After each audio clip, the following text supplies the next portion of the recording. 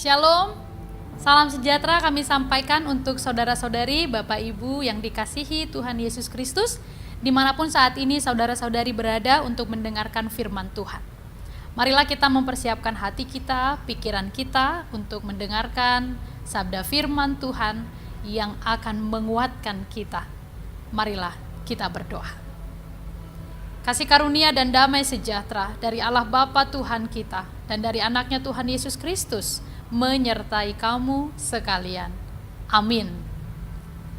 Bapak Ibu, saudara-saudari yang dikasihi Tuhan Yesus Kristus, firman Tuhan untuk kita dengarkan dan kita renungkan pada hari ini tertulis di dalam 1 Yohanes pasal 4 ayat 18. Demikianlah firman Tuhan. Di dalam kasih tidak ada ketakutan. Kasih yang sempurna melenyapkan ketakutan. Sebab ketakutan mengandung hukuman, dan barang siapa takut, ia tidak sempurna di dalam kasih. Demikianlah firman Tuhan. Bapak, Ibu, dan saudara-saudari yang dikasihi Tuhan Yesus Kristus, secara duniawi tentu tidak dapat dipungkiri bahwa kita pernah mengalami rasa takut, rasa cemas, rasa gentar menjalani hidup ini. Bahkan secara jujur kita boleh katakan berbagai usia pun mengalami yang disebut dengan rasa takut. Tidak hanya kita orang tua atau tidak hanya keluarga-keluarga muda atau pemuda-pemudi, tetapi anak-anak pun, remaja pun sudah memiliki rasa ketakutan. Ketakutan adalah sesuatu yang sangat lumrah kita rasakan. Tetapi saudara-saudari, tahukah bahwa ketakutan itu mempunyai potensi yang dapat merusak berbagai aspek kehidupan kita. Bahkan lebih parahnya dapat menghancurkan iman kita. Itu sebabnya di dalam Alkitab menurut beberapa penafsir ditemukan 365 kata yang mengandung unsur kalimat atau kata jangan takut, jangan cemas, jangan khawatir, jangan engkau menjadi tidak percaya. Semua itu adalah kata-kata yang berpadanan atau memiliki makna supaya setiap hari selama 365 kali itu menunjukkan setiap hari tidak ada alasan kita untuk takut.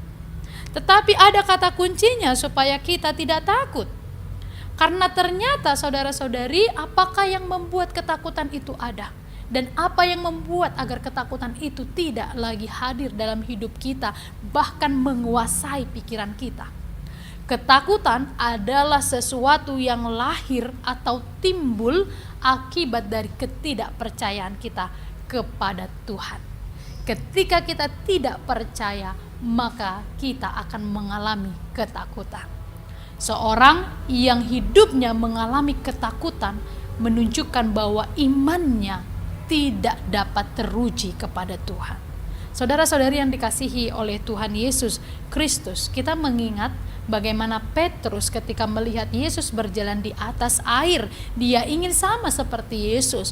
Lalu dia meminta supaya dia berjalan di atas air, dan Petrus dapat melakukannya. Tetapi tahukah apa yang membuat dia hampir saja tenggelam?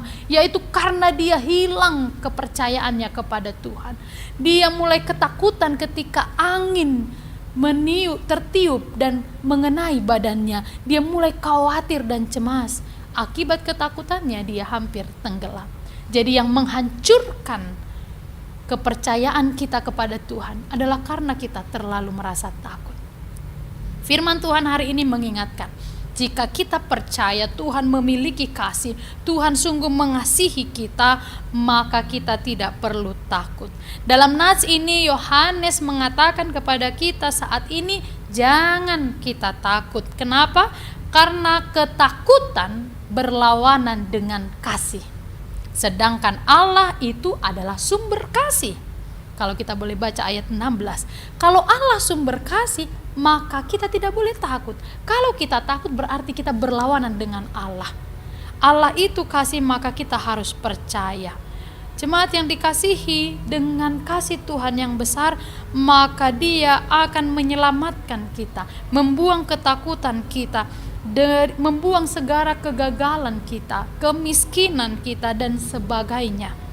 Jika Allah sudah mengasihi kita, membuktikan kasih-Nya yang besar, penyertaan-Nya yang besar, maka kita tidak akan merasa takut. Kita sering merasa Tuhan meninggalkan kita.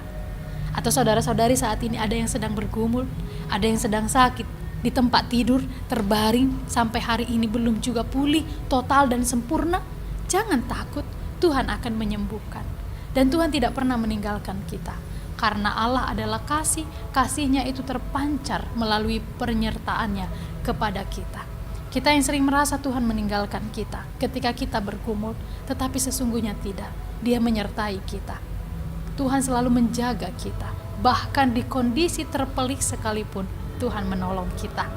Ada seorang pemuda yang berkata bahwa aku percaya Tuhan selalu menyertaiku.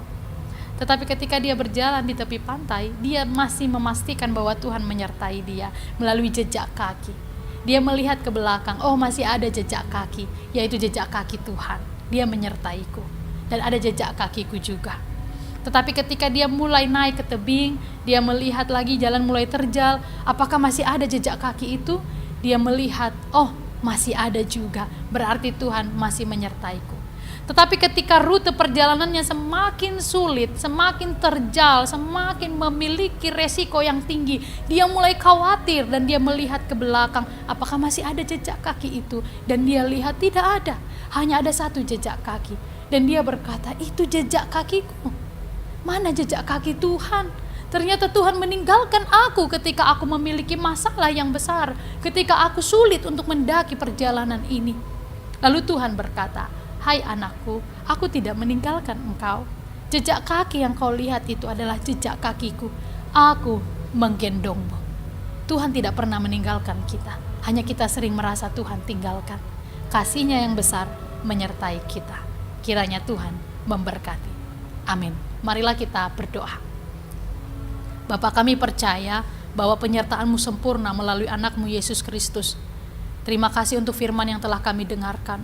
Kuatkanlah kami untuk menjalani hari yang Tuhan berikan. Kalau semakin berat, janganlah kami menjadi takut, tapi kami harus memiliki iman, percaya, karena Engkau begitu mengasihi kami, dan Engkau tidak akan pernah meninggalkan kami. Sekarang Tuhan, kami siap untuk menjalani hari ini. Sertai dan berkati dan lindungilah kami.